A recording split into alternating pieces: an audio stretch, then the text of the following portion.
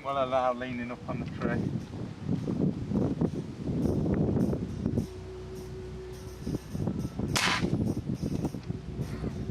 Don't know where they're going. I can't see them.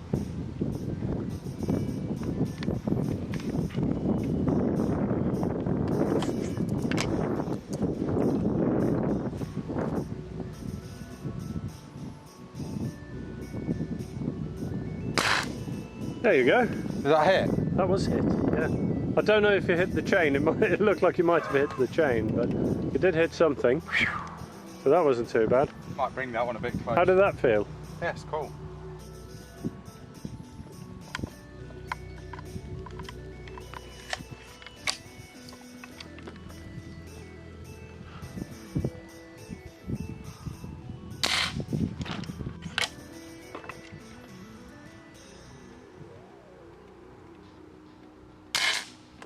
Hit.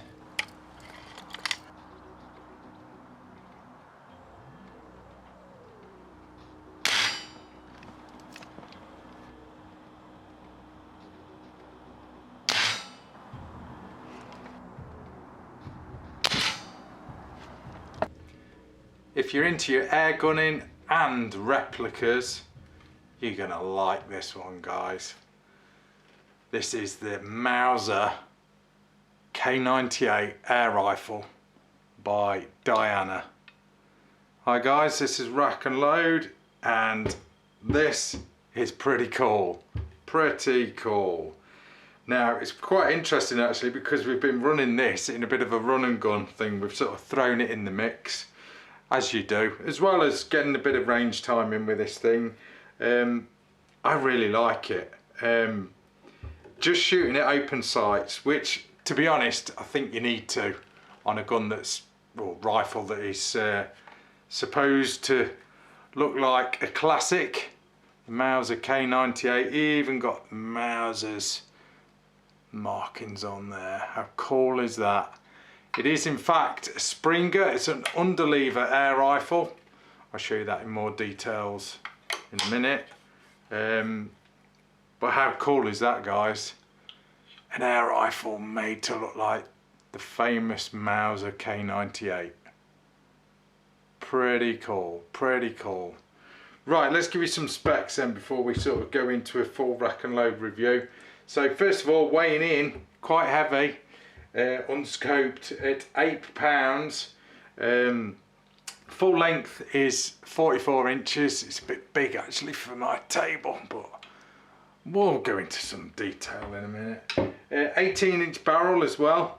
Whoops, open sights, fairly tough as well, just as I've demonstrated there.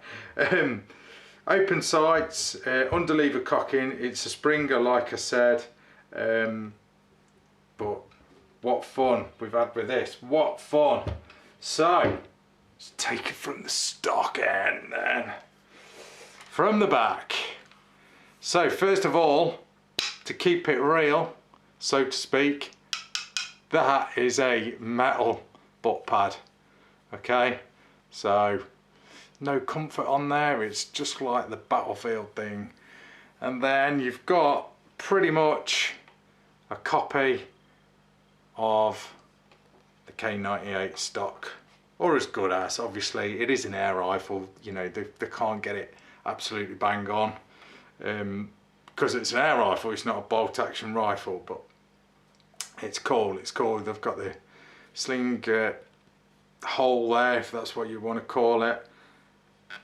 Really, really nice. And obviously there's no bolt with it being an air rifle, so you know there's no bolt action, no bolt assembly or anything. This little receiver obviously is housing the spring piston, but you have got a weaver rail on top if you'd want to put a scope on this thing, I think, to be honest. And all I've been doing is using the open sights, and they are really good fun to use, very challenging as well. But anyway, moving on, taking it from the stock, like I was saying, just a real nice bit of wood on this thing. You know, it's like a nice beech stock, really nice finish to it, really nice. Like I said, just taking on the K98's lines really, so to speak, and the fore end just sort of flows. Let's get it around there. I've got cables going everywhere, guys. And then obviously it's cut out here to sort of incorporate all the linkages for the underlever and obviously cocking it. But the top wood is cool as well. Obviously it just looks great on this thing, and the actual underlever as well, you know, makes this rifle really, makes it really look authentic when I can actually say it. You know, even down to what looks like the barrel band and the actual sling hole there, you know, really does look effective. Obviously it's fake because your underlever goes through there. But what a cool rifle, guys, really cool. Now what I will say, it's a Springer and it is a twanger, okay? So it's gonna sound like it's going to go with a bit of a twang when you fire this thing. It really does. Not the quietest thing. Would have been so cool if they put a gas strut in this. Gas ram system. Oh, it'd be really cool, but I'm impressed. I am impressed with this rifle, you know. Apart from the noise and the twang that it makes, other than that, accuracy wise, yeah, I'm going to embarrass myself because alright then, let me give my excuses first, you know, as I usually do. 30 yards on my little test range, using RWS Superdomes. Accuracy wasn't that bad considering I was using open sights. Now, when you first see these, you've got to look at the groups, guys. Look at the groups, don't look at sort of where they're going, just look at the groups. Not a bad group there, 3-shot groups on each of these. Again, that one there is not bad. This middle one, yeah, it's spread. I think that was me, to be honest. Well, it will be me, obviously. That's a 3-shot group there, not bad. And so's that. So that is not bad at all, not bad. The flyers are me, guys. You know, this one, happy with that group. Happy with that group. That one, middle one again, opened up, don't know why. And then that one's a half decent one. So accuracy, not bad. You'd do better with the scope, obviously. But it's not bad for what it is. This is 177, guys, by the way. Cocking it, pretty easy, obviously. Well, I say easy, simple, but not overly easy. It's my arms are getting tired. Cocking this thing, you know, giving it a bit of range work. It really was. I don't know. You getting a bit of a pump up in the arm, so to speak. But you know, hey ho, no pain, no gain. That's what I say.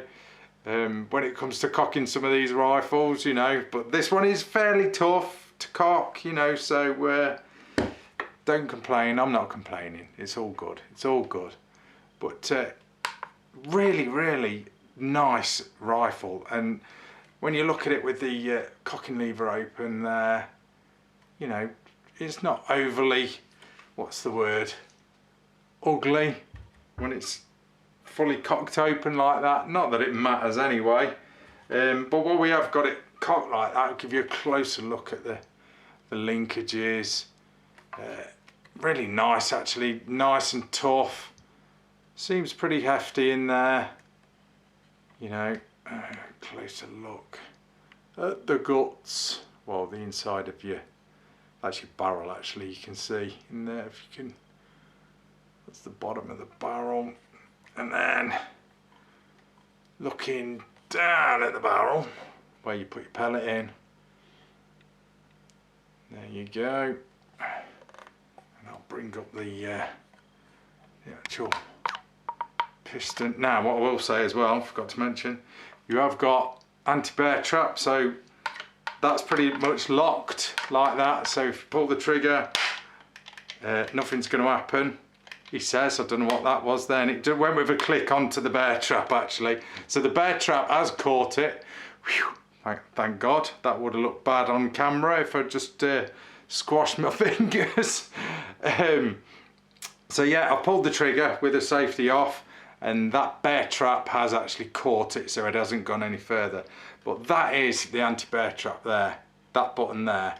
And that starts here when you cock it and follows you all the way down. So I'll just decock it. So what you have to do, well, I've cocked it, I'll pretend I've put a pellet in, and then you press that button there and then close the lever, and you can see the anti-bear trap button going back to its original position.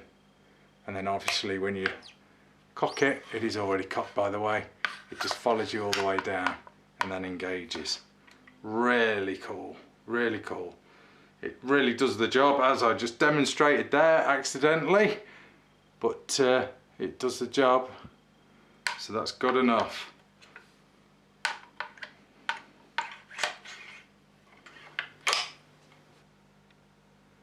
Now once you have cocked the rifle, you've got this automatic safety catch here, which is good. Nice position as well, just push it forward and you're pretty much ready to go. So that is a good position for the safety catch, and you know, operate it with either thumb. And obviously this thing is pretty much, I say obvious, it's not obvious, but it is ambidextrous. Totally ambidextrous, especially with that safety catch. So that is cool, that is cool. Well, I say ambidextrous, alright, it's more catered for righties because obviously the loading port is a little bit more to the right hand side.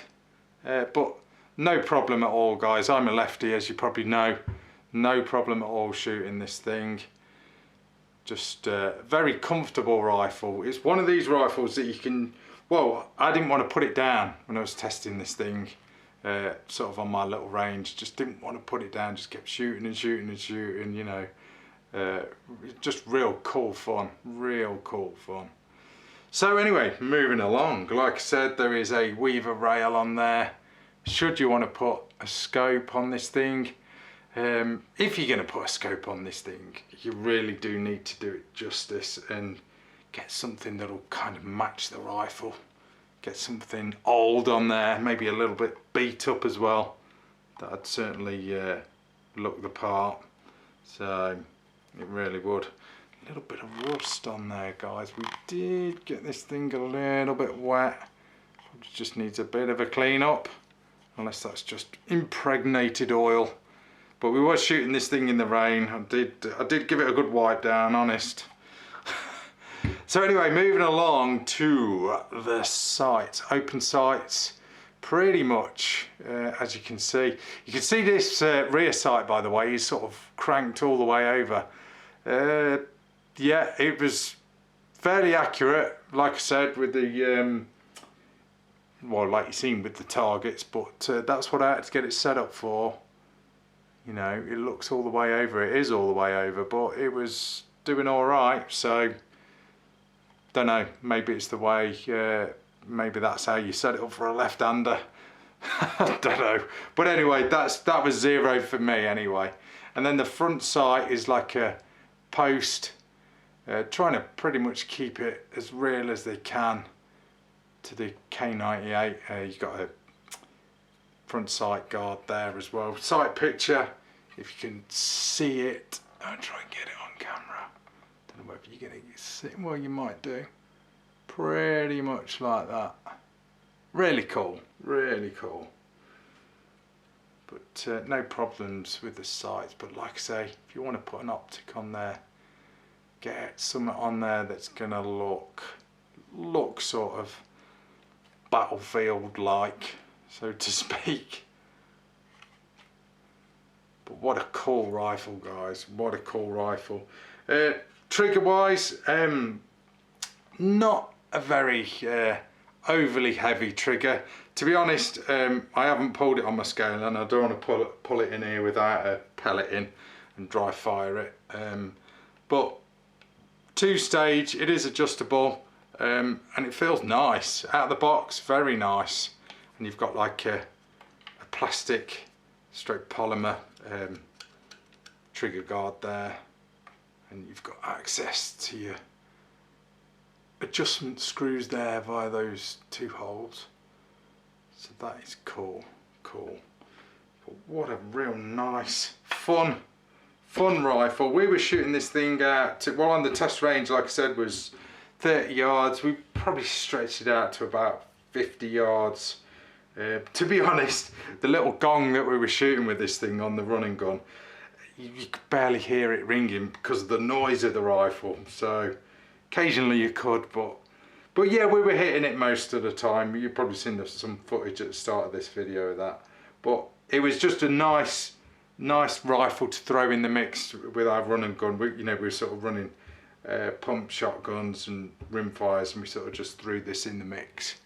And it was quite a challenging rifle to shoot, after we've been running and we're out of breath.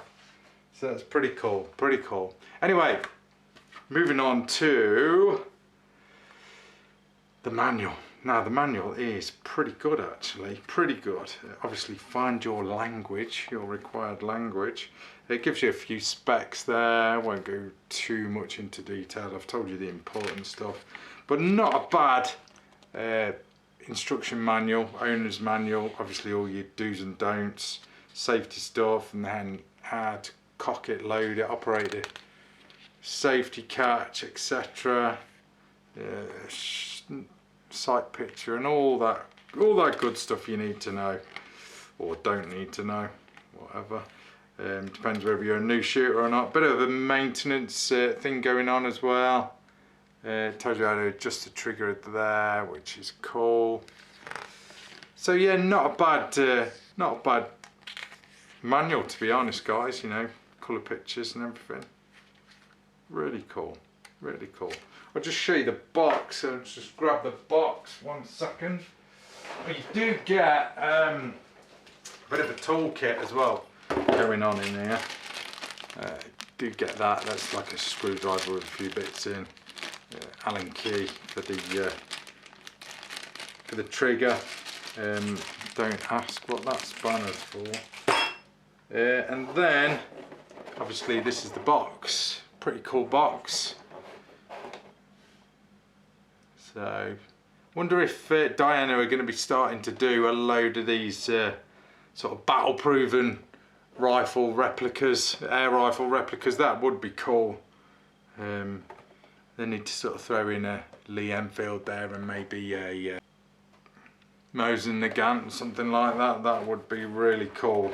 Guys would collect these things, I think. But yeah, that's the box. These things are retailing around £300 in the UK. To be honest, guys, I don't like throwing in prices of guns on my videos. I'd sooner put them in the details of the video. Because prices do go out of date, and it's easier for me to just put them in the details of the video, and if they do change, I can change it, but rather than sort of say it on film and then it's sort of stuck there. But yeah, I've said it anyway. So around sort of £300 here in the UK. But seriously, guys, not a bad rifle. I think this is going to appeal to the kind of collector more than anything. It's just a pretty cool replica of the Mauser K98. Obviously, it's not dead on accurate. It is an air rifle at the end of the day. You're kind of getting the best of both worlds. You're getting a replica and you're getting an air rifle that you can actually shoot. So it is what it is, guys. Don't be nitpicking on it and saying, oh, that looks nothing like a K98, da da da da da. Roll with it. It is what it is. But a fun back garden plinker, little bit noisy, like I said, bit of a twanger, to be honest, but good fun, real good fun to shoot. Anyway, guys, that is it. That is your rack and load review of the Mauser K98 by Diana. Thanks for watching. That's Rack and Load. See ya.